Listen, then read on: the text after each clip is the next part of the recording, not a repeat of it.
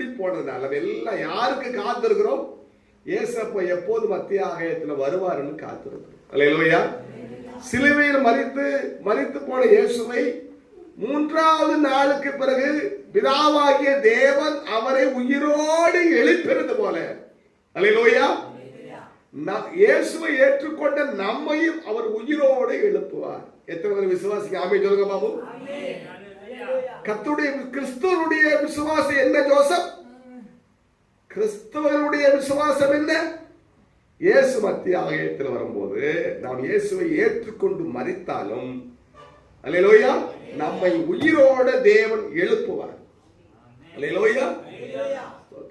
நம்ம எலும்பா கிடந்தா கூட இன்னொரு சதை, ஒரு மகிமையான ஒரு சரீரத்தை நமக்கு அவர் கொடுத்து, அல்லேலூயா, மகிமையான சரீரத்தை கொடுத்து நம்ம எழுப்புவார். அல்லேலூயா. நினைக்கலாம் செத்து போனா எனக்கு கல்லா எலும்புமா கிடக்க, எலும்பு கூட இல்லை அப்படின்னு சொல்லி. அல்லேலூயா. ஸ்தோத்திரம். அல்லேலூயா. நான் என்பது என் நாக்கு பேசுறேன். என் நாக்கு பேசுதா, என் வாய் பேசுதானா? இல்ல. எது பேசுது? உள்ளே ஒரு ஆத்துமா உங்களோடு பேசிக் கொண்டு இருக்கிறது. அல்லேலூயா. அந்த ஆத்துமா தான் நான். அல்லேலூயா. இது இந்த ஆத்துமா இயேசுவை ஏற்றுக்கொண்டால் இது பரலோகம் இயேசுவோடு கூட போகும். இல்லைன்னா இது பிசாசோடு நரகத்துக்கு போய்விடும். அல்லேலூயா. ஸ்தோத்திரம். இந்த ஆத்துமா பாவத்தோடு இருந்தா இது நரகத்துக்கு சாத்தானோடு போய்விடும். அல்லேலூயா. அப்ப இயேசு வரும்போது நாம் உயிரோடு எழுந்து அவரோடு போவதற்கு அந்த தகுதியை நம்ம அடையணும்.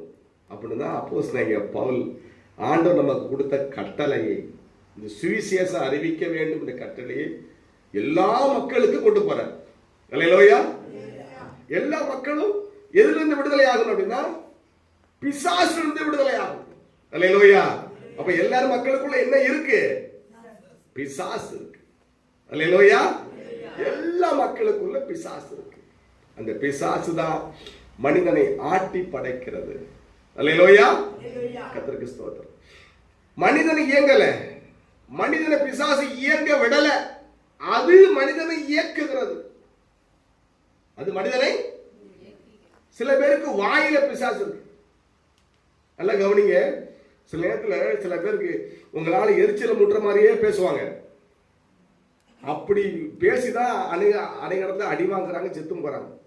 அவங்க பேசல, அவங்க வாயில பிசாசு இருக்கு. அவங்க வாயில பிசாசு இருந்து இன்னொரு ஆளை வேதனைப்படுத்த மாதிரியே பேசும். இதனாலதான் கொலை, அடிதடி எல்லாம் நடக்கும்.